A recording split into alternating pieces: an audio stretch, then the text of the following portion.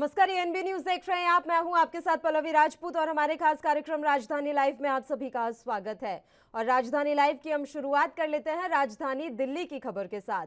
केंद्र सरकार की अग्निपथ योजना को लेकर पूरे देश में विरोध प्रदर्शन हो रहा है। गुस्साए छात्र रेल के डिब्बों को आग के हवाले कर रहे हैं तो कहीं तोड़फोड़ की जा रही है। इस बीच दिल्ली में आम आदमी पार्टी सरकार में पर्यावरण मंत्री गोपाल राय ने बड़ा ऐलान किया।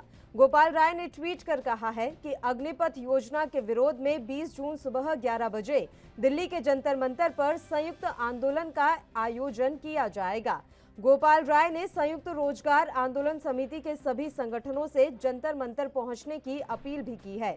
गोपाल राय अग्निपथ योजना का विरोध कर रहे प्रदर्शनकारियों से राजेंद्र नगर थाने में जाकर भी मिले। इससे पहले गोपाल राय ने कहा कि केंद्र सरकार की अग्निपथ योजना के चलते देश के युवाओं में आक्रोश है, जगह जगह प्रदर्शन हो रहे हैं। केंद्र सरकार को चाहिए कि इस योजना को तुरंत वापस ले और देश में करोड़ों लोगों को रोजगार मुहैया कराने के लिए राष्ट्रीय रोजगार नीति आधारित कानून बनाए जाएं। इसके अलावा आम आदमी पार्टी के सांसद संजय सिंह ने भी इस मसले पर केंद्र की नरेंद्र मोदी सरकार को घेरा। देखिए, भ्रष्ट पथ पे चल चुकी मोदी जी की सरकार ने ये अग्निपथ योजना इस देश के अंदर नौजवानों को धोखा देने के लिए, उनको विश्वासघात करने के लिए लाई है। इस देश के नौजवान उम्मीद कर रहे थे कि सेना की भर्ती चालू होगी और जो सेना में रहकर देश की सेवा के साथ साथ अपने परिवार और अपनी सुरक्षा के जो उनके मन में भाव रहता है, इस योजना ने उस भाव को खत्म किया है। ये योजना प्राइवेट कंपनियों के लिए सिक्योरिटी गार्ड ट्रेनिंग सेंटर बना रही है भारत की सेना को। मोदी जी ने प्राइवेट कंपनियों के लिए ये योजना लागू की है। जब 4 साल के बाद सेना से निकले हुए ये जवान किसी काम के नहीं रहेंगे तो ये प्राइवेट कंपनियों के लिए सिक्योरिटी गार्ड का काम कर सकते हैं। और उन्हीं प्राइवेट कंपनियों के लिए जिनके हाथों नरेंद्र मोदी जी ने सेल बेचा, कोल बेचा, पोर्ट बेचा, एयरपोर्ट बेचा, स्टेडियम बेचा, रेल बेचा, जिनके हाथों बीपीसीएल बेचा, एलआईसी बेचा, बैंक बेचा, उन्हीं प्राइवेट कंपनियों के लिए सिक्योरिटी गार्ड बनाने की ये योजना है। तो ये प्राइवेट कंपनियों को फायदा पहुंचाने के लिए नरेंद्र मोदी जी योजना लेके आए हैं, नंबर 1। और दूसरी बात, इस देश के नौजवानों को बार बार इस भारतीय झूठा पार्टी ने ठगा है। पहले कहा 2 करोड़ रोजगार देंगे, फिर कहा पकौड़ा बेच लो, फिर कहा कटोरा लेके घूमो, फिर अब कह रहे हैं गोबर बेच के पैसा कमाओ और अब अग्निपथ में कह रहे हैं 4 साल की नौकरी करो। और इस खबर पर तमाम जानकारी के साथ दिल्ली से हमारे संवाददाता राजीव तिवारी इस समय लाइव जुड़ गए हैं। सीधा उन्हीं का रुख कर लेते हैं। राजीव, पूरी जानकारी आपसे चाहेंगे। अग्निपथ स्कीम के विरोध में अब आम आदमी पार्टी भी प्रदर्शन करने वाली है, क्या कुछ योजना है आम आदमी पार्टी की?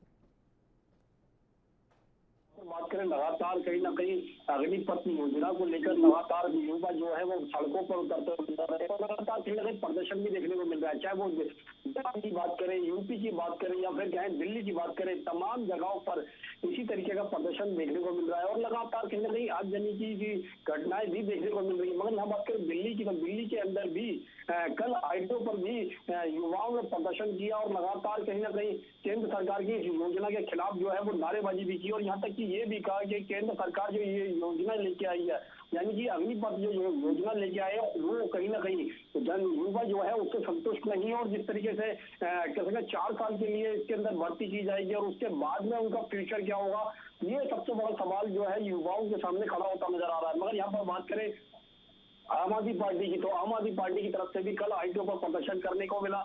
लगातार ये भी कहा गया कि केंद्र सरकार जो है इस तरीके की योजना लेके आ रही है, इससे युवाओं को कोई फायदा नहीं होगा बल्कि हमें उनको युवाओं को नुकसान होगा, क्योंकि 4 साल की जो देशभक्ति है वो सिर्फ 4 साल के लिए ही क्यों की जा रही है, उसको और ज्यादा समय बढ़ाया जाए ताकि जो है युवा जो है वो अपने जीवन का जो काफी हिस्सा जो है, यानी कि 10 साल या 15 साल जो पहले सेना के अंदर दिया जाता था वो इसी तरीके से चलता रहे। मगर यहाँ पर बात करें दिल्ली के मुख्यमंत्री की, तो उन्होंने भी ट्वीट के माध्यम से केंद्र सरकार से अपील की कि जो 4 साल की योजना लेके आए हैं अग्निपथ योजना के द्वारा, उसको कहीं ना कहीं समय सीमा जो है उसकी बढ़ाई जाए ताकि युवाओं को और ज्यादा देशभक्ति करने के लिए प्रोत्साहन किया जा सके। मगर यहाँ पर बात करें गोपाल राय की, जो पर्यावरण मंत्री है, उन्होंने भी स्पष्ट तौर पर बिल्कुल स्पष्ट कर दिया कि अगर केंद्र सरकार इस योजना को नहीं बदलेगी या फिर इस योजना को अंदर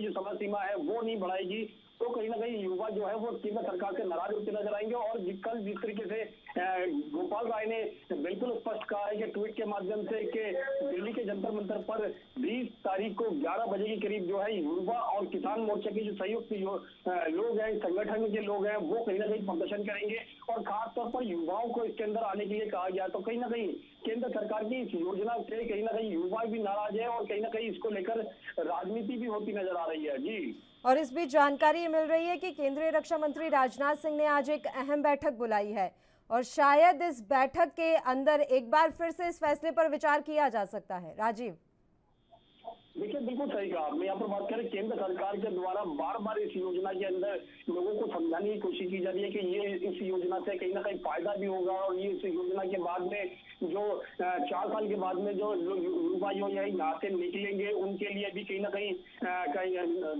नौकरियों की व्यवस्था की जा रही है और जो पैसा मिलेगा उससे कहीं ना कहीं वो अपना बिजनेस भी स्टार्ट कर सकते हैं। मगर तमाम जानकारी देने के बावजूद भी कहीं ना कहीं युवा जो है वो इस बात से बिल्कुल अड़े हुए हैं कि उनको 4 साल के लिए ही क्यों भर्ती किया जा रहा है, उससे और ज्यादा क्यों नहीं भर्ती किया जा रहा। मगर इसी को लेकर लगातार केंद्र सरकार के द्वारा बैठकें की जा रही है। आज भी रक्षा मंत्री के द्वारा बैठक की जाएगी जिसके अंदर इस फैसले को अंदर कहीं ना कहीं और भी ज्यादा कोशिश की जा सकती है कि 4 साल की जगह पे इसको 6 साल किया जाए या फिर 8 साल किया जाए, ये भी विचार किया जाएगा। और यहाँ तक कि जो उनको पैसा दिया जाएगा उसमें भी शायद बढ़ोतरी की जा सकती है। तमाम कोशिशें जरूर की जा रही है। मगर तीनों सेनाओं के अंदर जिस तरीके से युवा जॉब ढूंढते हैं और कहीं ना कहीं देशभक्ति के नाम पर सेनाओं के अंदर जाते हैं और कहीं ना कहीं देशभक्ति भी की जाती है, मगर युवा जो है वो चाहते हैं कि लंबे समय तक इस भर्ती को किया जाए। मगर यहाँ पर अभी तक केंद्र सरकार के द्वारा बैठकें जरूर की गई है मगर समय सीमा जो है यानी कि 4 साल से बढ़ाकर अभी 6 साल या फिर 8 साल या फिर 10 साल अभी नहीं की गई है। देखना होगा आज की जो बैठक होगी वो किस नतीजे पर जाती है। जी, एक बात साफ है राजीव की अग्निपथ योजना के जरिए विपक्षी दलों को बैठे बिठाए एक मुद्दा मिल गया है और जिस तरीके से इस योजना का विरोध हो रहा है हालात कृषि आंदोलन जैसे भी बन सकते हैं अगर सरकार ने अपना ये फैसला वापस नहीं लिया तो। देखिए बिल्कुल सही कहा आपने। यहाँ पर बात करें केंद्र सरकार की, अगर केंद्र सरकार इस फैसले को वापस ले लेती है तो कहीं ना कहीं उसमें बदलाव जरूर करके फिर दोबारा से लेके आया जाएगा। मगर यहाँ पर बात करें जिस तरीके से गोपाल राय के माध्यम से या फिर कहें विपक्ष के माध्यम से लगातार कहीं ना कहीं केंद्र सरकार को घेरने की कोशिश की जा रही है। ये भी कहा जा रहा है कि केंद्र सरकार पहले कभी कहती है जॉब नहीं है, उनके पास वैकेंसी नहीं है, कभी कहते हैं कि पकौड़ा देखें, कभी कुछ और कहते हैं। तो कहीं ना कहीं इसको लेकर कहीं ना कहीं विपक्ष जो है वो केंद्र सरकार के ऊपर हमलावर होता हुआ नजर आ रहा है। मगर यहाँ पर बात करें गोपाल राय की तो गोपाल राय के द्वारा भी कहीं ना कहीं यही चीज कहा गया कि क्योंकि कल जिस तरीके से राजेंद्र नगर थाने के अंदर जाकर प्रदर्शनकारियों से मिले थे और कहीं ना कहीं ये भी विचार किया कि आने वाले दिनों के अंदर जो युवाओं की आवाज है उसको केंद्र सरकार तक पहुंचाया जाए। और इसी को लेकर जिस तरीके से 20 तारीख यानी 20 जून को दिल्ली के जंतर मंतर पर प्रदर्शन किया जाएगा, समय सीमा जरूर 11 बजे की रखी गई है। मगर देखना होगा इसके अंदर इस प्रदर्शन के अंदर के युवा किस तरीके से आते हैं और अपनी बातें किस तरीके से रखते हैं और केंद्र सरकार क्या 20 तारीख से पहले ही कोई बड़ा फैसला लेगी या फिर 20 तारीख को ही प्रदर्शन के बाद में वो बड़ा फैसला लिया जाएगा, ये जरूर देखना होगा। मगर केंद्र सरकार लगातार प्रयास भी करती हुई नजर आ रही है कि युवाओं को समझाने की कोशिश भी की जा रही है कि उनको इतना पैसा भी मिलेगा, वो अपना बिजनेस भी कर सकते हैं या फिर प्राइवेट सेक्टर में अपनी जॉब कर सकते हैं। मगर यहाँ पर युवा जो है वो शायद समझना नहीं चाहते या फिर विपक्ष उनको समझाने की जो गुमराह किया गया है विपक्ष के द्वारा वो कहीं ना कहीं प्रक्रिया अपनाई जा रही है। मगर यहाँ पर युवाओं को समझना होगा कि अगर 4 साल का उनको गवर्नमेंट सेक्टर के अंदर जगह दी जा रही है या फिर जॉब दी जा रही है सेना के अंदर, तीनों ही सेनाओं के अंदर, तो कहीं ना कहीं उनके लिए कुछ और भी सोचा गया केंद्र सरकार के द्वारा। मगर केंद्र सरकार जो है वो स्पष्ट तौर पर युवाओं को समझा नहीं पा रही है। जी, कांग्रेस की अगर हम बात करें राजीव तो अब ईडी को लेकर अगर कांग्रेस प्रदर्शन नहीं कर रही है तो अग्निपथ योजना को लेकर प्रदर्शन कर रही है। एक बात साफ तौर पर दिख रही है कि कांग्रेस इस समय खुद को दोबारा मजबूत करने के लिए सिर्फ प्रदर्शनों का सहारा ले रही है। लगातार कल भी हमने देखा कि किस तरीके से युवा कांग्रेस ने हंगामा मचाया अग्निपथ स्कीम को लेकर और आज भी उसी तरह के हालात बनते हुए नजर आ रहे हैं।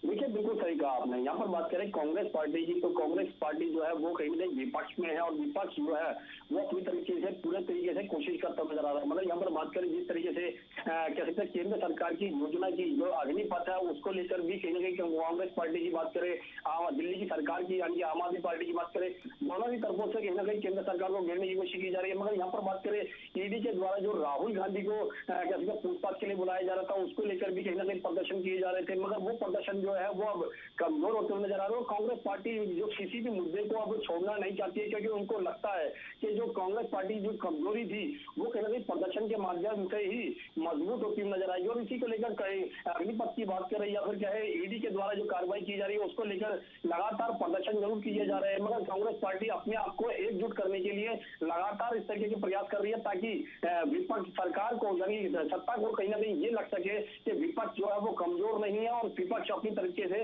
पूरी तरीके से कोशिश करता हुआ नजर आ रहा है। और कहीं ना कहीं सत्ता हासिल करने के लिए विपक्ष जो है वो आगे भी इसी तरीके के प्रयास भी करता रहेगा और प्रदर्शन भी किए जा सकते हैं। जी चलिए, शुक्रिया राजीव, आप हमारे साथ जुड़े तमाम जानकारी देने के लिए। तो आपको बता दें कि राजधानी दिल्ली में आम आदमी पार्टी के द्वारा भी अग्निपथ स्कीम के विरोध में 20 तारीख को जंतर मंतर पर प्रदर्शन किया जाएगा। अब अगली खबर का रुख कर लेते हैं, जो कि राजधानी चंडीगढ़ से है। भारत सरकार द्वारा शुरू की गई अग्निपथ योजना, जिसमें युवाओं को सेना में 4 साल नौकरी दी जा रही है, इसका युवा जमकर विरोध कर रहे हैं। एक तरफ इस योजना का विरोध हो रहा है, तो वहीं सरकार इसे युवाओं को रोजगार देने का एक अच्छा मौका बता रही है। ऐसे में अग्निपथ योजना के विरोध में शनिवार को चंडीगढ़ प्रदेश युवा कांग्रेस युवाओं के साथ मिलकर चक्का जाम करेगी और सरकार का पुतला फूंकेगी।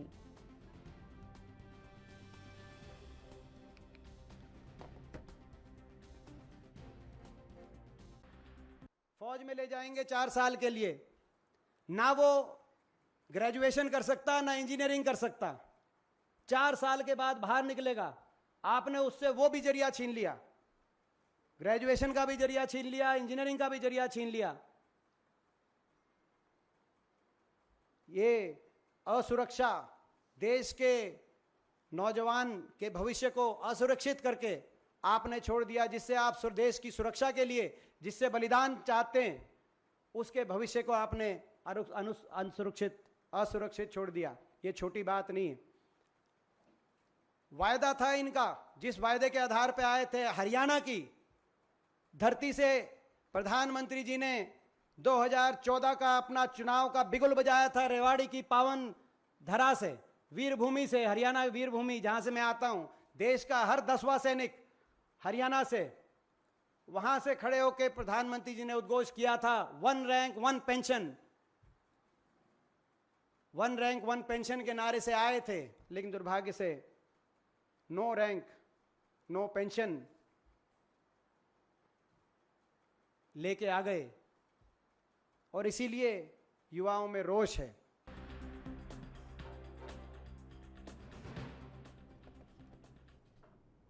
और इस खबर पर तमाम जानकारी के साथ राजधानी चंडीगढ़ से हमारे संवाददाता अमित कुमार इस समय फोन लाइन पर जुड़े हुए हैं। अमित, आपसे पूरी जानकारी चाहेंगे। आज युवा कांग्रेस के द्वारा चंडीगढ़ में प्रदर्शन किया जाना है, बताया जा रहा है कि अग्निपथ स्कीम के विरोध में यह प्रदर्शन होगा।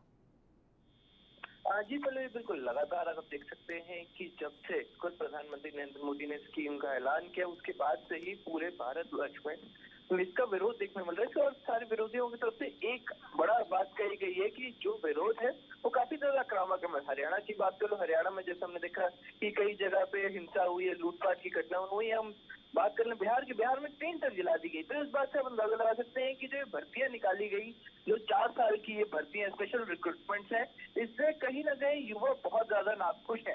क्योंकि कहीं ना कहीं जहाँ सरकार से वादे किए गए थे कि बड़ी नौकरियां दी जाएंगी, सेना में हो चाहे सरकारी हो, सभी में नौकरियों का एक बड़ा वादा था, पर जो ये अभी रिक्रूटमेंट इनसे बिल्कुल खुश नहीं है।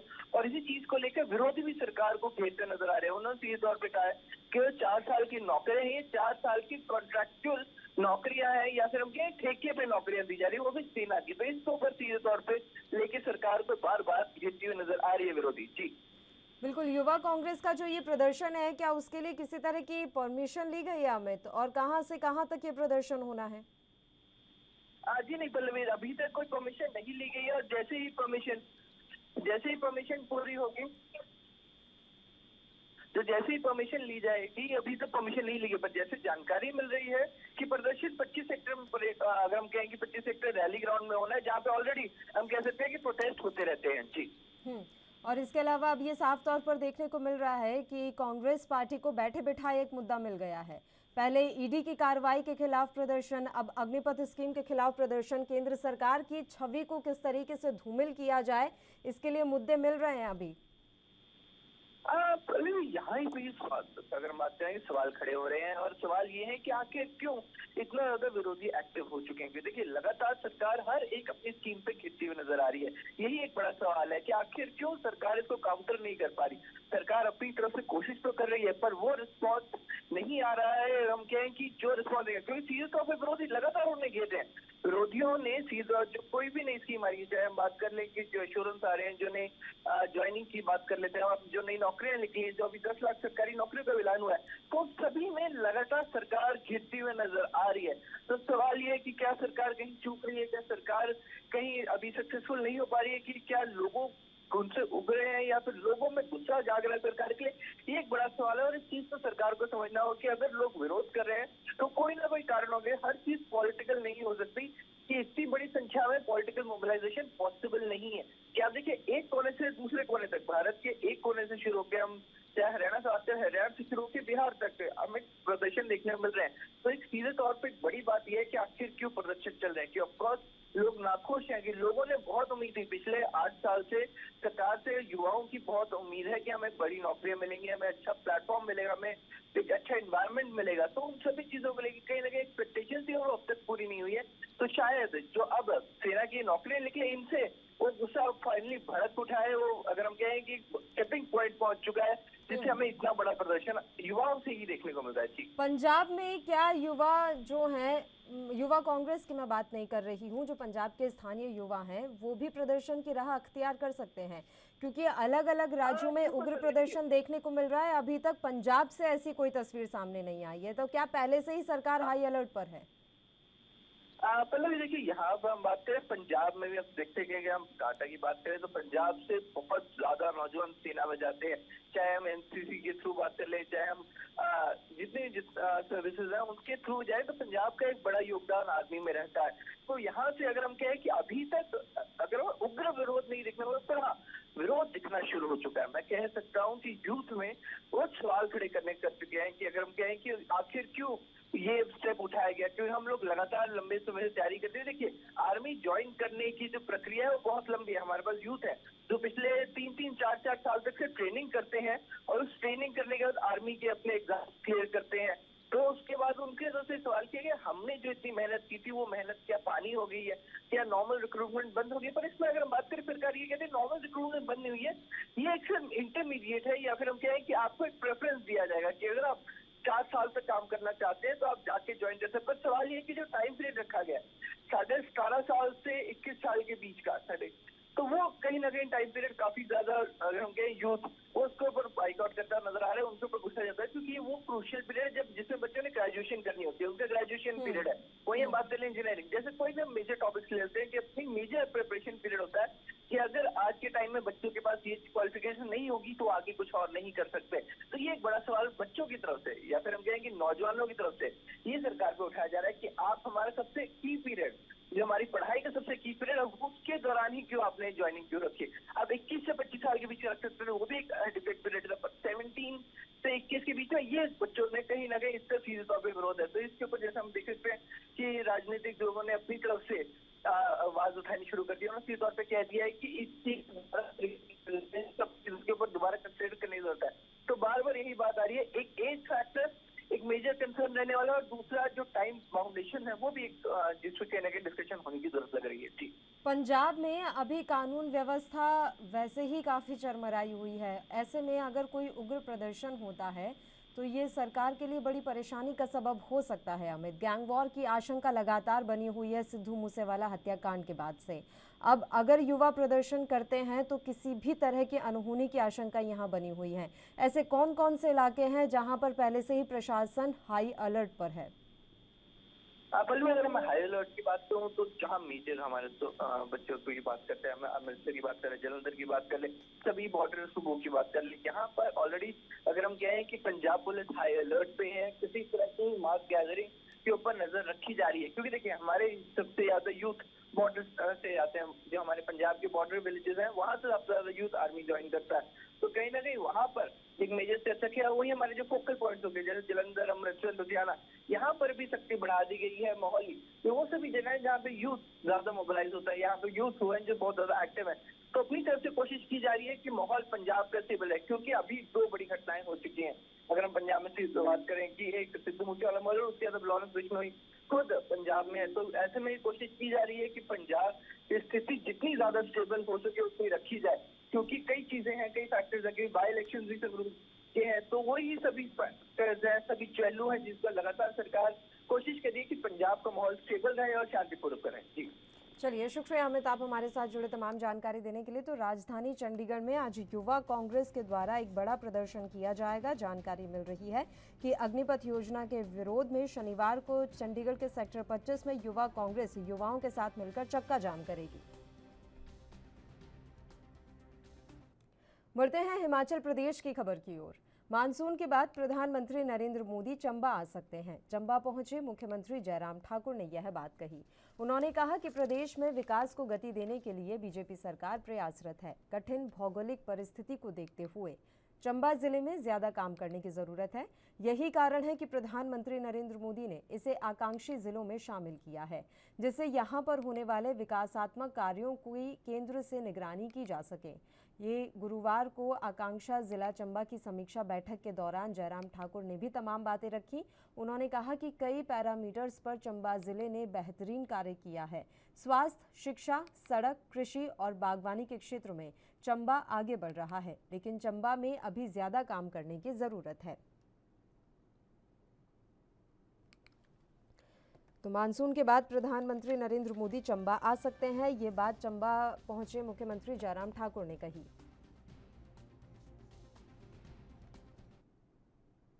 और इस खबर पर तमाम जानकारी के साथ हिमाचल ब्यूरो चीफ टीना ठाकुर जी इस समय फोन लाइन पर हमारे साथ जुड़ी हुई हैं। टीना जी, आपसे पूरी जानकारी चाहेंगे। ऐसी जानकारी मिल रही है कि चंबा आ सकते हैं प्रधानमंत्री नरेंद्र मोदी। जी बिल्कुल पल्लवी, क्योंकि अभी पिछले कल ही जो है प्रधानमंत्री नरेंद्र मोदी हिमाचल से गए हैं, 2 दिन के लिए वो हिमाचल आए थे। अब इसके बाद है जो जिला प्रशासन है चंबा, उन्होंने जो पर्यटन है उसको बढ़ावा देने के लिए अभियान शुरू किया है, चलो चंबा। तो इस अभियान के जरिए जो है वो चंबा को जो है प्रमोट करने का जो है वो निर्णय लिया गया है। और इसमें जो आपको बताएं कि चंबा हिमाचल के पिछले जिलों में आता है, काफी दुर्गम स्थितियों में वहाँ लोग रहते हैं। तो इसको जो है प्रमोट करने के लिए जो 3 दिन का जो यहाँ पे राष्ट्रीय मुख्य सचिवों का सम्मेलन हुआ था, उसमें जो आकांक्षी जिलों की जो प्रधानमंत्री ने बात की थी, उन आकांक्षी जिलों में जो है चंबा को भी शामिल करने की योजना है। और चंबा को भी कहा गया कि इसमें शामिल किया जाएगा। और इसी को लेकर, इसी की घोषणा को लेकर या इसको बताने के लिए खुद प्रधानमंत्री नरेंद्र मोदी चंबा आ सकते हैं। ये खुद जानकारी हम मुख्यमंत्री जयराम ठाकुर ने पिछले कल दी थी। उन्होंने कहा था कि इसके अलावा जो है एक जो बहुत बड़ी रैली जो युवाओं की होनी थी वो भी चंबा में प्रस्तावित थी। हालांकि पहले से रद्द करने की बात कही गई थी, लेकिन अब कहा जा रहा है कि जब प्रधानमंत्री नरेंद्र मोदी चंबा आएंगे तो ये बड़ी रैली जिसमें 1 लाख युवाओं को इकट्ठा करने का लक्ष्य जो है भाजपा ने रखा है, वो भी वहाँ पर होगा। तो इस तरह आप देखेंगे कि चंबा में भी जो है वो मिशन रिपीट के लिए ही भाजपा की तैयारियां होंगी। प्रधानमंत्री नरेंद्र मोदी वहाँ पर आकर चंबा को विशेष सौगात देंगे। तो अभी तक जो आपने 2 दौरे हिमाचल के हुए उसमें कुछ हिमाचल को नहीं मिला है या किसी भी राज्य को नहीं मिला, क्योंकि सरकारी दौरे थे और इसमें कोई घोषणा कोई बड़ी नहीं की गई थी। लेकिन अभी चंबा दौरे से बहुत उम्मीदें हिमाचल वासियों को लगी है कि मानसून के बाद जब चंबा प्रधानमंत्री आएंगे तो हिमाचल को कुछ विशेष सौगातें मिल सकती हैं। जो हिमाचल की लंबित मांगे थी वो पूरी हो सकती है। और उसके अलावा जो चंबा के लिए है, जो दुर्गम जिले में जो आता है, दुर्गम क्षेत्र जिसे कहा जाता है, वहाँ के लिए भी कुछ विशेष प्रधानमंत्री लेकर आएंगे। ये जानकारी दी है मुख्यमंत्री जयराम ठाकुर ने कि प्रधानमंत्री ने चंबा को आकांक्षी जिलों में शामिल किया है। तो ऐसे में अब डायरेक्ट केंद्र से निगरानी होगी कि किस तरह के विकासात्मक कार्य चंबा में किए जा रहे हैं। जी देखिए, जो आकांक्षी जिलों को आकांक्षी जिलों में चंबा को शामिल किया जाए तो इसमें नेशनल डिस्ट्रिक्ट के रूप में विकसित करना होगा।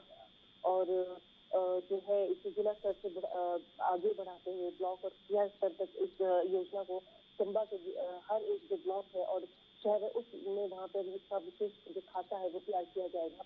और उसके लिए है जो अलग अलग जो है जैसे शिक्षा है, आपका पर्यटन है, अलग अलग जो विभाग है उनको शामिल किया जाएगा इसमें, ताकि जो पर्यटन के जो चंबा जिला है उसके जो विशेष जो अलग अलग जो सेक्टर्स है उनको छुआ जाए और उनमें रोजगार के साधन उत्पन्न किए जाए। और उसके अलावा जो है जो वहाँ पे जो लोग बहुत विषम परिस्थितियों में रहते हैं उनका जीवन थोड़ा आसान किया जाए, इसको लेकर विशेष जो योजना है वो भी बनाई जाएगी।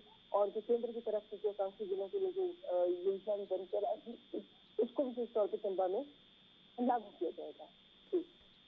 ऐसा क्यों है टीना जी कि अब क्योंकि वहां पर चुनाव आने वाले हैं इसलिए चंबा पर ज्यादा गौर किया जा रहा है? पिछले 5 सालों की अगर मैं बात करूं तो जयराम सरकार में क्या कुछ बड़े बदलाव हुए हैं चंबा में? जयराम ठाकुर कह रहे हैं कि स्वास्थ्य, शिक्षा, सड़क, कृषि और बागवानी के क्षेत्र में चंबा आगे बढ़ा है, लेकिन इनमें से ऐसी कौन सी ऐसी उपलब्धि है जो जयराम सरकार के पास हो?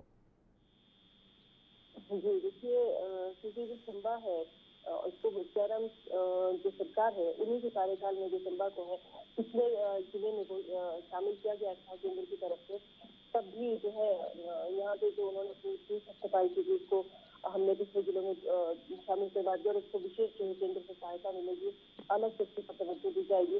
लेकिन उसी के ऊपर जो है विपक्ष ने इंतजार किया था कि इतने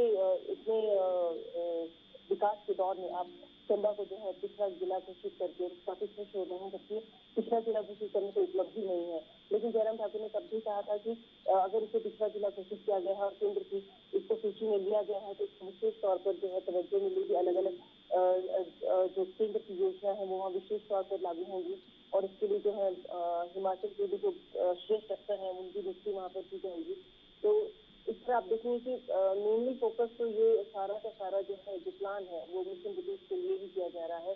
हालांकि जो 3 दिन का जो सम्मेलन चला उसमें जो आकांक्षी जिलों की जो बात रखी गई उसमें चंबा जिला को जो शामिल किया गया है वो भी एक इसी लोकसभा विधानसभा जो चुनाव आने हैं उसी को जो टारगेट करके वो सारा जो है वो किया गया है। क्योंकि प्रधानमंत्री यहाँ पे 2 दिन रहे और उन्होंने जो यहाँ पर विशेष जो है उच्च शिक्षा की गुणवत्ता में सुधार और शहरी निकाय को मजबूत करने के लेकर विशेष तौर पर इसमें सत्र को आयोजित किया। और आपको कहें बताएं कि चंबा में ये दोनों जो चीजें हैं काफी पिछले उसमें मानी जाती है, क्योंकि स्कूल काफी दूर है और बच्चों को काफी पैदल दूरी तय करनी पड़ती है। तो इस वजह से जो अब देखेंगे कि ये जो काफी जो चुनौतियां हैं चंबा जिला को जो आकांक्षी जिले में भी शामिल की है पिछड़ा जिला। चलिए, अब उम्मीद करते हैं कि अगर प्रधानमंत्री चंबा के दौरे पर आएंगे तो चंबा को बड़ी सौगात दें और विकासात्मक कार्य जो वहां पर शुरू करने हैं वो जल्द से जल्द किए जाएं। शुक्रिया टीना जी, आप हमारे साथ जुड़ी तमाम जानकारी देने के लिए। राजधानी लाइव में अब देश की आर्थिक राजधानी मुंबई की खबर का रुख करते हैं। महाराष्ट्र कांग्रेस अध्यक्ष नाना पटोले ने अग्निपथ योजना पर हमला बोलते हुए कहा कि अग्निपथ के तहत सेना में केवल 4 साल की सेवा का मतलब है कि युवाओं के भविष्य को अंधकार में धकेलना। नाना पटोले ने कहा कि इन युवाओं को 4 साल की सेवा के बाद फिर से बेरोजगारी का सामना करना पड़ेगा। महाराष्ट्र प्रदेश कांग्रेस कमेटी के अध्यक्ष ने कहा कि यह फैसला देश के बेरोजगार युवाओं के साथ एक क्रूर मजाक है। प्रधानमंत्री नरेंद्र मोदी द्वारा हर साल 2 करोड़ लोगों को रोजगार देने का वादा चुनावी हथकंडा साबित हुआ है और युवाओं को नौकरी के नाम पर ठगा गया है। वर्तमान में केंद्र सरकार में 62,29,000 रिक्तियां हैं, जिनमें से 2,75,000 रिक्तियां केवल भारतीय सेना में है। इनमें भी केवल 46,000 की भर्ती का निर्णय बड़ी धूमधाम से किया जा रहा है। 6 महीने की ट्रेनिंग और फिर 3.5 साल की नौकरी और सिर्फ 30 से 40 हजार रुपए की सैलरी, ना तो सुरक्षा की गारंटी और ना ही भविष्य का प्रावधान। 4 साल की सेवा के बाद ये जवान फिर से सेना में सेवा करने में सक्षम नहीं होंगे। सेना की सेवा छोड़ने के बाद इन युवाओं को सुरक्षा गार्ड के रूप में काम करना पड़ेगा या फिर जीवन यापन के लिए सड़कों पर ठोकर खानी पड़ेगी।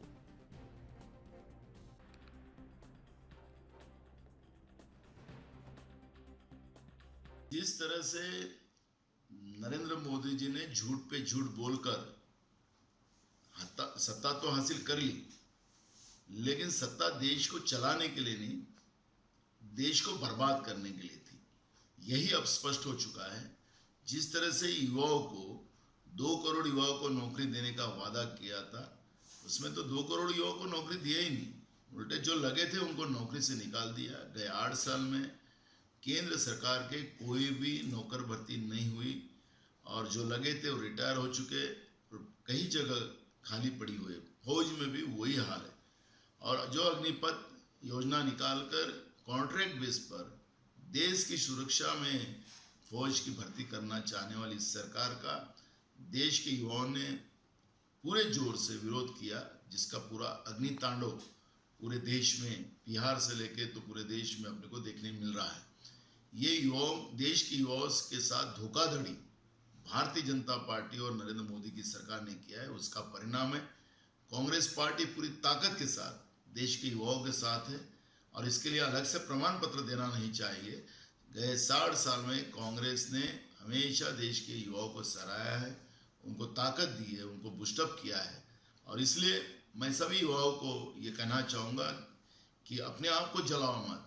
जिन लोगों ने हमें इस लेवल पे लाया, अब उनको सत्ता से खींचने के लिए आप तैयार हो। आपके साथ कांग्रेस है।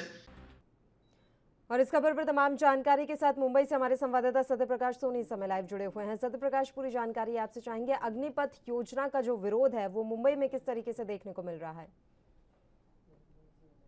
बिल्कुल पल्लवी जी, देखिए मोदी सरकार की योजना अग्निपथ को लेकर पूरे देश में विरोध किया जा रहा है। ऐसे में मुंबई में भी विरोध का शुरू होने लगा है। खासकर महाराष्ट्र कांग्रेस प्रदेश अध्यक्ष नाना पटोले ने जिस तरह से विरोध जताया और ये बताया कि मोदी सरकार कैसे युवाओं के साथ जुमलेबाजी कर रही है, खासकर अग्निपथ के नाम पर जो जुमलेबाजी कर रही है वो बेहद गलत है। ऐसे में युवाओं को उन्होंने सचेत किया है, आगाह किया है, युवा उनके झांसे में न आए। लेकिन मोदी सरकार जिस तरह से युवाओं के कर रही है कि 4 साल की नौकरी, उसके बाद क्या, यानी कि जब युवाओं को 4 साल की नौकरी जो दी जाएगी उसके आगे का भविष्य क्या होगा, ये सीधे तौर पर मोदी सरकार युवाओं के साथ बहुत बड़ी क्रूरता कर रही है। ऐसे में मोदी सरकार को इस फैसले को बदलना चाहिए। पल्लवी जी, लगातार सरकार के खिलाफ जो है अब कहीं पूरे देश में इसका जमकर विरोध हो रहा है। हालांकि मुंबई में यह विरोध बेहद कम देखा जा रहा है, लेकिन महाराष्ट्र में भी इसका विरोध देखा जा रहा है। देश के अन्य राज्यों में जिस तरह से तमाम युवाओं ने सेना में भर्ती होने के लिए 3 से 4 साल तक मेहनत की, लेकिन उसमें भर्ती नहीं निकाली गई।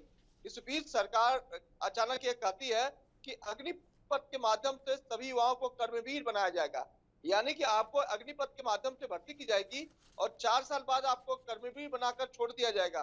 तो जब कर्मवीर बन जाएंगे उसके बाद उन्हें क्या मिलेगा? तो सीधे तौर पर नाना पटोले का कहना है कि जो युवा कर्मवीर बनेंगे वो या तो किसी खुमचे पे केला बेचेंगे या फिर वह जो है सिक्योरिटी गार्ड की नौकरी करेंगे, बाकी उन्हें कोई नौकरी नहीं मिलने वाली है। ऐसे में युवाओं के भविष्य के साथ मोदी सरकार खिलवाड़ कर रही है। इस फैसले को मोदी सरकार को वापस लेना चाहिए, अन्यथा कांग्रेस इसका जमकर विरोध करेगी और सरकार के ऊपर दबाव बनाएगी। क्या अभी से कांग्रेस ने कोई योजना बनाई है प्रदर्शन की?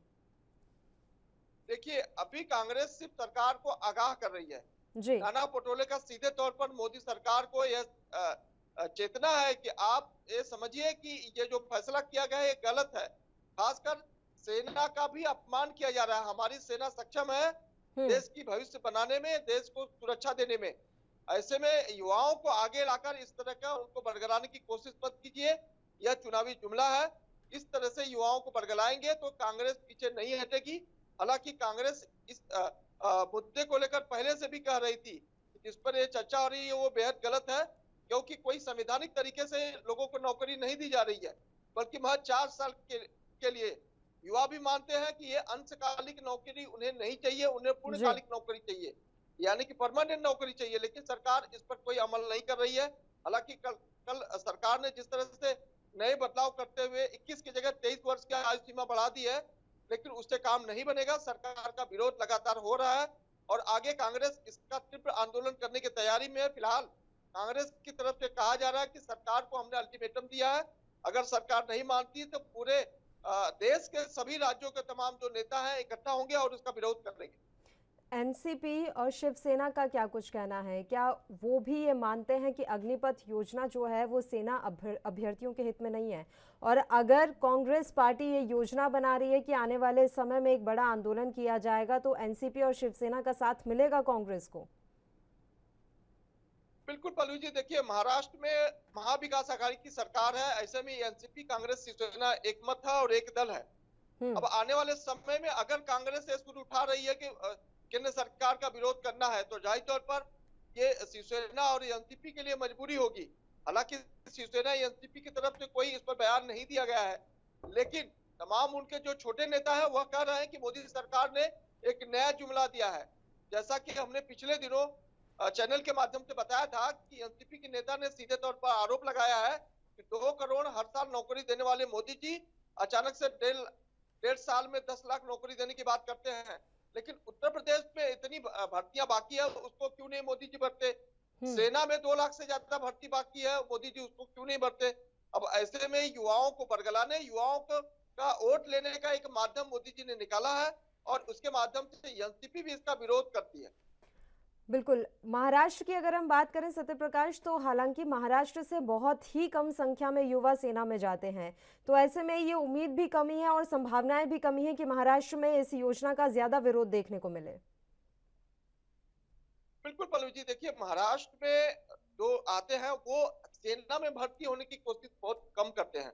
हालांकि तमाम और हमारी जो सुरक्षा एजेंसियां वहां जरूर जाते हैं, चाहे वो नेवी हो, चाहे फिर एयरफोर्स में हो, या फिर तमाम अन्य जो सुरक्षा एजेंसियां वहां जाने की कोशिश, लेकिन सेना में नहीं जाते हैं। सेना में उत्तर प्रदेश के अलावा बिहार, झारखंड और मध्य प्रदेश के तमाम युवा जो जाते हैं। लेकिन महाराष्ट्र में यही वजह है कि महाराष्ट्र में इतना जोरदार विरोध नहीं देखा जाता है, लेकिन राजनेताओं के इशारे जो कहते हैं ये साफ जाहिर होता है कि आने वाले समय में महाराष्ट्र, मुंबई में भी इसका जमकर विरोध होगा, क्योंकि लगातार जिस तरह से नाना पटोले ने कहा, एनसीपी के एक नेता ने कहा कि हम इसका विरोध करते हैं। कल हमारी आरपीआई के एक नेता से बात हो रही थी, तो उन्होंने भी कहा कि मोदी सरकार ने जो नौकरी देने का जुमला फेंका है यह भी बेहद गलत है। तो यह माना जा रहा है कि आने वाले समय में महाराष्ट्र में केंद्र सरकार के बगावत वाला सुर जरूर उठने वाला है। आखिरी सवाल है सत्यप्रकाश, इस पूरे मसले के बाद क्या विपक्षी दलों को, विपक्षी नेताओं को बैठे बिठाए एक मुद्दा मिल गया है? बिल्कुल, देखिए मोदी सरकार की तरफ से जैसे ये घोषणा की गई कि 1.5 साल में 10 लाख लोगों को नौकरी दी जाएगी, लोग ये सवाल पूछते हैं क्या मोदी जी ये वही 10 लाख नौकरी में से एक है जो 46,000 भर्ती करने की आप बात कर रहे हैं, लोगों को सेना में लेके जाने की बात कर रहे हैं, या अंशकालिक नौकरी देकर लोगों को ये बताने की कोशिश कर रहे हैं कि हमने लोगों को नौकरियां दे दी है? तो इस पर जवाब लोग चाहते हैं। अगर सरकार इस पर अमल नहीं करती है तो जाहिर सी बात है युवा वर्ग के अलावा तमाम जो नेतागण हैं वो भी इसका विरोध करेंगे। खासकर महाविकास आघाड़ी सरकार भी इस विरोध के तैयारी में। चलिए, शुक्रिया सत्यप्रकाश, आप हमारे साथ जुड़े तमाम जानकारी देने के लिए। तो आपको बता दें कि महाराष्ट्र कांग्रेस अध्यक्ष नाना पटोले ने केंद्र सरकार को आगाह किया है कि जल्द से जल्द अगर इस योजना को वापस नहीं लिया गया या फिर इसमें संशोधन नहीं किया गया तो एक बड़ा आंदोलन महाराष्ट्र कांग्रेस करेगी। जम्मू कश्मीर की खबर का रुख कर लेते हैं। रक्षा मंत्री राजनाथ सिंह इन दिनों जम्मू कश्मीर के दौरे पर हैं। ऐसे में अपने कार्यक्रम के दौरान राजनाथ सिंह ने अपने संबोधन में कहा कि 370 हटाना हमारे संकल्प पत्र में था और इससे जम्मू कश्मीर में रह रहे वाल्मीकि समाज, गोरखा समाज और पाकिस्तान रिफ्यूजीज को उनका हक मिला है। जहां 370 हटने से पहले 70 सालों में 17,000 करोड़ का निवेश जम्मू कश्मीर में हुआ था, तो वहीं 370 हटने के बाद 38,000 करोड़ का निवेश जम्मू कश्मीर में किया गया है। राजनाथ सिंह ने कहा कि जम्मू कश्मीर में इस साल के अंत तक चुनाव होने की संभावना भी है। धारा 370 हटने के बाद 17 ऐसे कानून लाए गए जो जम्मू कश्मीर में लागू नहीं थे। वहीं एंटी करप्शन का कानून जम्मू कश्मीर में लागू नहीं था, जिससे कई बड़ी मछलियां बड़े बड़े घोटाले करके साफ बच जाती थी। एंटी करप्शन का कानून लाकर उन मछलियों पर नकेल कसने का काम किया गया है।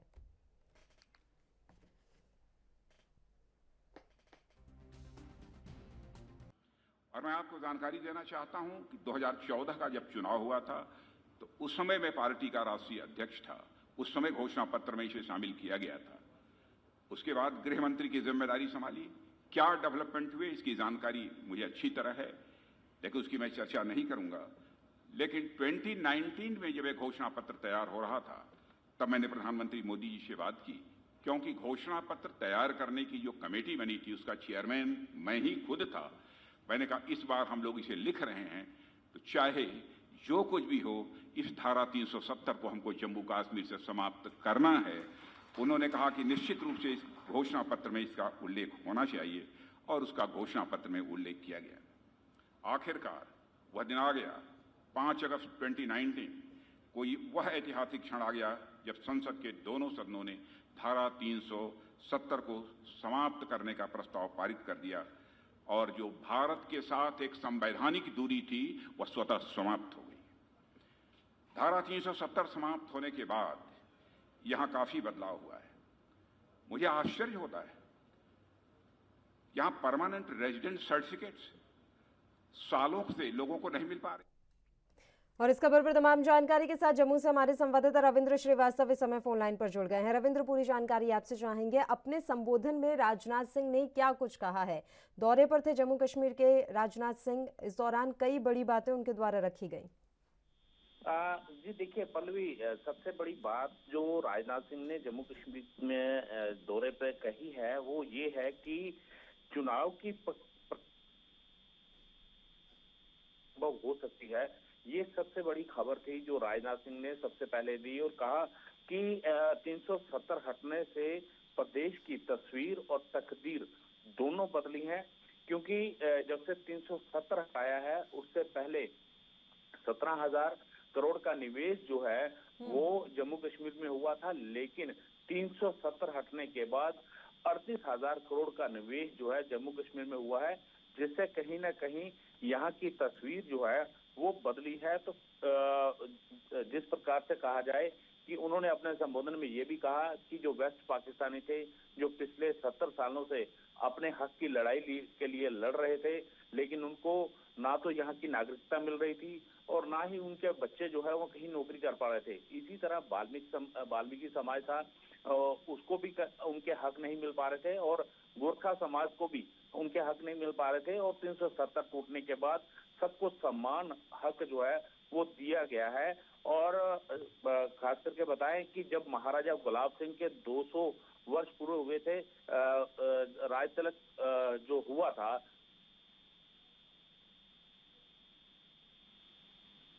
सारी बातें जो हैं वो कहीं है तो कहीं ना कहीं पड़ोसी मुल्क के ऊपर भी उन्होंने पाकिस्तान के ऊपर जो है हमला किया है। उन्होंने कहा है कि हम जिस प्रकार से भद्रवा में राजनीतिक हिंसा जो है वो सांप्रदायिक हिंसा हुई है, उसको लेकर कहीं ना कहीं उन्होंने पाकिस्तान पर भी कटाक्ष किया है और कहा है कि हमारा पड़ोसी मुल्क जो है वो नहीं चाहता है कि जम्मू कश्मीर में अमन शांति हो और जो है नफरत का बीज जो है वो पाकिस्तान की तरफ से ही बोया गया है और यही वजह है कि यहाँ पर हालात खराब करने की कोशिशें जो हैं वो की जा रही हैं।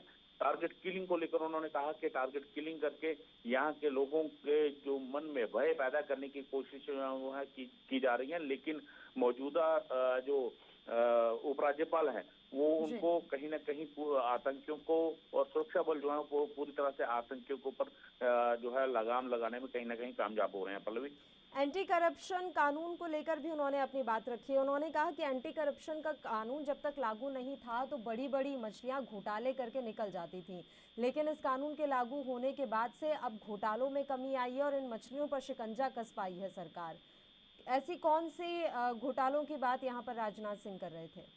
देखिए पल्लवी, सबसे बड़ी बात है कि उन्होंने ये भी कहा कि जो एंटी करप्शन कानून था वो नहीं था यहाँ पर, लेकिन अब जिस प्रकार से उसको लागू किया गया है पूरे भारत के, यहाँ 17 ऐसे कानून थे जो 370 हटने से पहले वो लागू नहीं थे।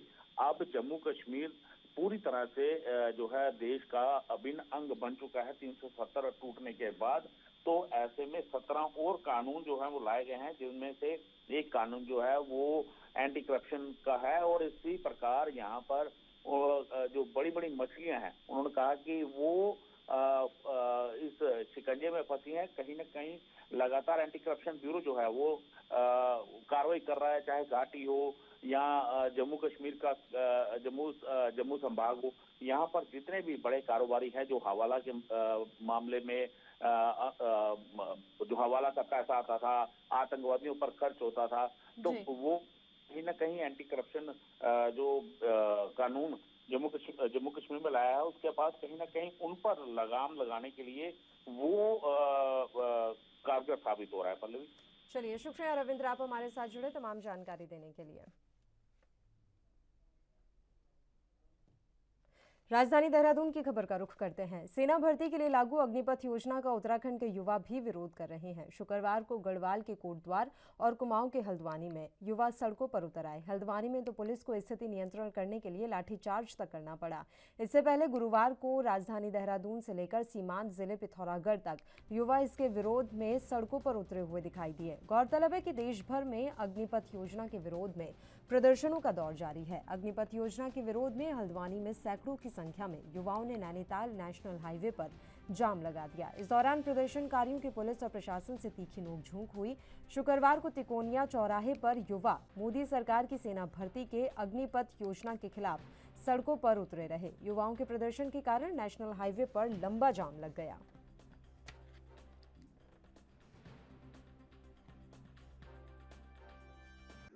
हमारे साथ मौजूद हैं प्रदेश के सैनिक कल्याण मंत्री गणेश जोशी जी। उनसे सीधी बात करेंगे। सर, जिस तरह से प्रदेश में अलग अलग जगहों पर हल्द्वानी और देहरादून कई जगहों पर विरोध प्रदर्शन हो रहा है अग्निपथ को लेकर के, सर क्या कहेंगे? देखिए, सबसे पहले तो मैं देश के प्रधानमंत्री नरेंद्र मोदी जी का, रक्षा मंत्री राजनाथ सिंह जी का आभार व्यक्त करता हूँ। राष्ट्र के हित में, राष्ट्र की मजबूती के लिए, नौजवानों को रोजगार देने के लिए ये योजना लागू की है। और इस योजना के लागू होने से जहां भारत की सैन्य शक्ति बढ़ेगी, जैसे हर वर्ष 45,000 लोगों की भर्ती का इसमें लक्ष्य है, और भारत जिस प्रकार से अगल बगल की सीमाओं से घिरा है, हम किसी को भी भरोसा नहीं कर सकते कि वो हमारा मित्र है। ऐसे में भारत की सेना का मजबूत होना बहुत जरूरी है। और उसमें यह प्रावधान है कि 4 साल के बाद 25% लोगों को जो है सेना में रेगुलर ले लिया जाएगा। और मैं आभार व्यक्त करना चाहता हूं गृह मंत्री अमित शाह जी का, जिन्होंने कहा है कि हम 4 साल के बाद पैरामिलिट्री फोर्स में भी लोगों को लेंगे, जो हमारे इसमें आसाम राइफल है, बीएसएफ है, सीआरपीएफ है, तो जो वहाँ ट्रेंड जवान मिलेंगे। वहीं हमारे के प्रदेश के मुख्यमंत्री जी ने भी कहा है कि हम पुलिस की भर्ती में इनको प्राथमिकता देंगे, आपदा प्रबंधन में इनका उपयोग करेंगे। और मैंने भी अपने अधिकारियों से कहा है कि हमारे सीमांत क्षेत्रों में हम जो वृक्षारोपण की बात कर रहे हैं, पलायन को रोकने के लिए जैविक खेती की बात कर रहे हैं, एक तरह एक टास्क फोर्स बनाकर हम इनको सहायता करने की कोशिश करेंगे। मंत्री जी, जिस तरह से लाठीचार्ज हुआ है हल्द्वानी में, आपने इसमें जांच के भी आदेश दिए? मैंने जांच कोई आदेश नहीं दिए। मैंने कहा बहुत दुर्भाग्यपूर्ण है, और मुख्यमंत्री जी उसका कोई संज्ञान ले रहे हैं। किन परिस्थितियों में किसके आदेश से हुआ, क्योंकि हमारे बच्चे हैं, अगर बहकाव में आ रहे हैं तो थोड़ा संयम बरतना चाहिए था। माननीय मुख्यमंत्री जी खुद उसका संज्ञान ले रहे हैं, और जो भी होगा न्यायपूर्ण। तो ये भी हमारे साथ प्रदेश के सैनिक कल्याण मंत्री गणेश जोशी जी का साफ तौर से कहना है कि केंद्र सरकार ने जो भी योजना लागू की है वो कहीं ना कहीं प्रदेश के युवाओं के लिए कहीं ना कहीं लाभकारी साबित होगी। साथ ही उन्होंने मुख्यमंत्री पुष्कर सिंह धामी से आग्रह किया है कि लाठी चार्ज पर वो जो है गंभीरता से इस पर कार्रवाई करेगी। देश कोठारी के साथ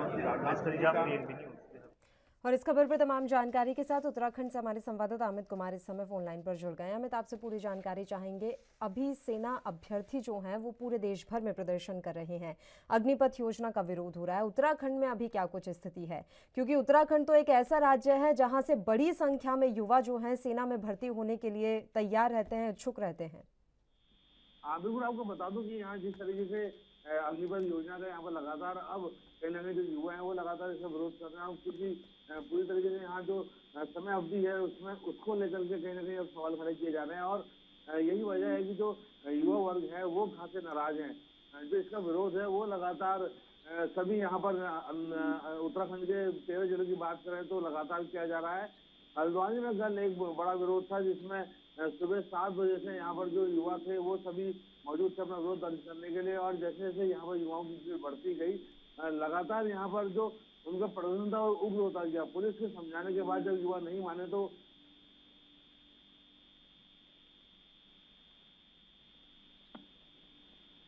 जरूर की जा रही है, लेकिन जो यहाँ पर युवा वर्ग है वो खासे नाराज है, क्योंकि भविष्य का कहीं ना कहीं उनको लगातार यहाँ पर डर सता रहा है। क्योंकि मोदी सरकार की तरफ से कहा गया था कि युवाओं को नौकरी दी जाएगी, लेकिन अब नौकरी के नाम पे यहाँ पर जिस तरीके से समयावधि कम कर दी गई है, और यहाँ पर एक एक्सपेरिमेंट कहा जा सकता है कि किया जा रहा है सेना भर्ती पे, उसको लेके युवा नाराज है और उसको लेकर के आक्रोशित कहीं ना कहीं जो युवा है वो यहाँ पर लगातार दिखाई दे रहा है। ठीक है, सैनिक कल्याण मंत्री का तो लगातार ये कहना है कि इस तरह की योजना से युवा लाभान्वित होंगे। सरकार को ऐसा क्यों लग रहा है अमित कि युवा इस योजना से लाभान्वित होंगे, जबकि अगर हम पूर्व सैनिकों की भी बात करें तो वो भी कहीं ना कहीं इस योजना को लेकर संशय जता रहे हैं?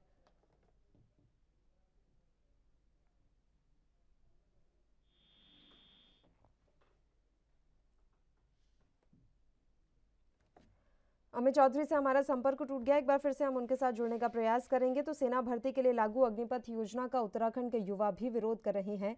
शुक्रवार को गढ़वाल के कोटद्वार और कुमाऊं के हल्द्वानी में युवा सड़कों पर उतर आए। हल्द्वानी में तो पुलिस को स्थिति नियंत्रण के लिए लाठीचार्ज भी करना पड़ा। इससे पहले गुरुवार को राजधानी देहरादून से लेकर सीमांत जिले पिथौरागढ़ तक युवा इसके विरोध में उतर आए। गौरतलब है कि देश भर में अग्निपथ योजना के विरोध में प्रदर्शनों का दौर जारी है। अग्निपथ योजना के विरोध में हल्द्वानी में सैकड़ों की संख्या में युवाओं ने नैनीताल नेशनल हाईवे पर जाम लगा दिया। अमित चौधरी हमारे संवाददाता एक बार फिर से हमारे साथ फोन लाइन पर जुड़ गए। अमित, मेरी आवाज मिल रही है आपको?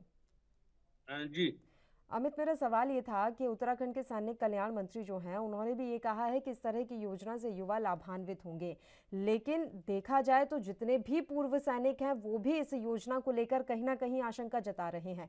सरकार अपनी तरफ से क्या पक्ष रख रही है? सरकार को ऐसा क्यों लगता है कि 4 साल की जो ये नौकरी है वो युवाओं को लाभान्वित करेगी?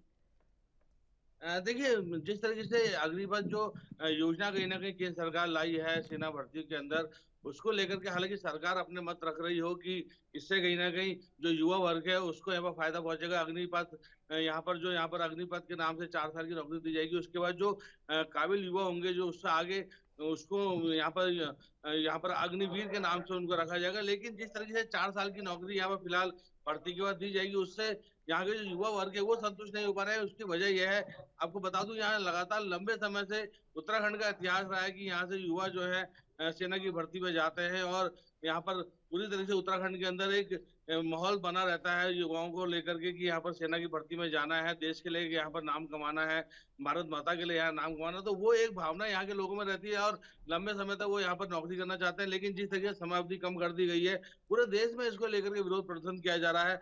सरकार समझा नहीं पा रही है कि किस तरीके से जो उनकी योजना है वो किस तरीके यहाँ पर लाभ पहुंचाएगी युवाओं को। लगातार उत्तराखंड की बात करें, 13 जुलाई में इसका प्रदर्शन देखने को मिल रहा है। युवा खासे नाराज हैं क्योंकि अभी सेना की भर्ती निकलनी थी और उसको लेकर के तमाम यहाँ पर जो सैकड़ों की संख्या में युवा थे वो तैयारी कर रहे थे।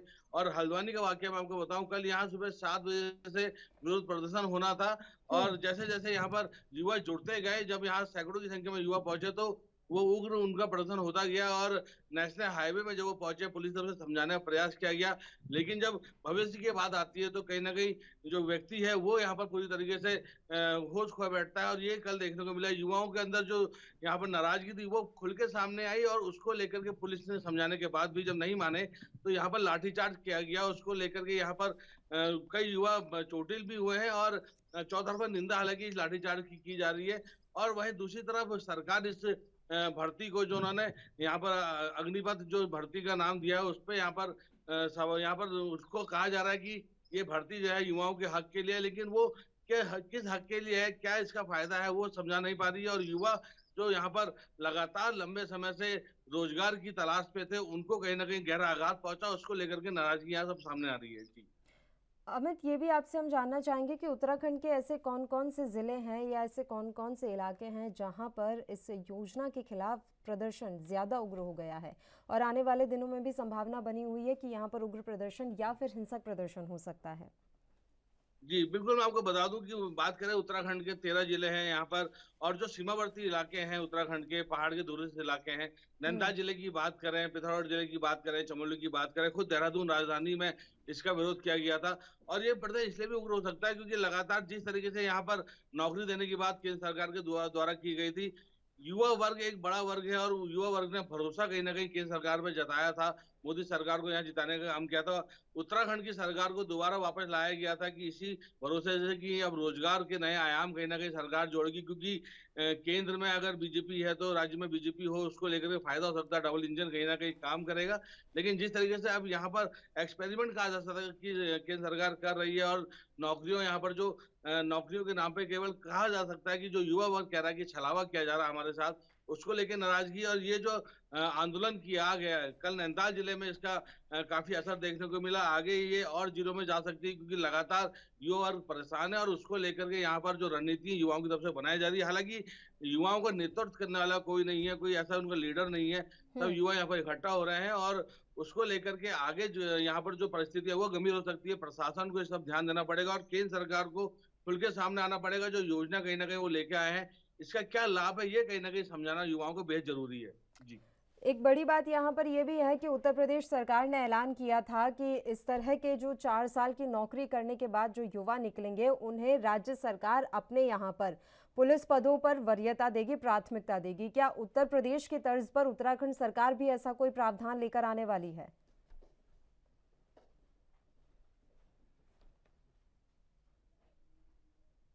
अमित चौधरी से हमारा संपर्क टूट गया है। तो सेना भर्ती के लिए लागू अग्निपथ योजना का उत्तराखंड के युवा भी विरोध कर रहे हैं। शुक्रवार को गढ़वाल के कोटद्वार और कुमाऊं के हल्द्वानी में युवा सड़कों पर उतर आए। हल्द्वानी में तो पुलिस को स्थिति नियंत्रण के लिए लाठीचार्ज भी करना पड़ा। इसके पहले गुरुवार को राजधानी देहरादून से लेकर सीमांत जिले पिथौरागढ़ तक युवा इसके विरोध में उतर आए। गौरतलब है कि देश भर में अग्निपथ योजना के विरोध में प्रदर्शनों का दौर जारी है। अग्निपथ योजना के विरोध में हल्द्वानी में सैकड़ों की संख्या में युवाओं ने नैनीताल नेशनल हाईवे पर जाम लगा दिया। और इसी के साथ राजधानी लाइव में फिलहाल के लिए इतना ही। मुझे दीजिए इजाजत। देश और प्रदेश के तमाम ताज़ा खबरों के लिए आप देखते रहिए ANB न्यूज़। नमस्कार।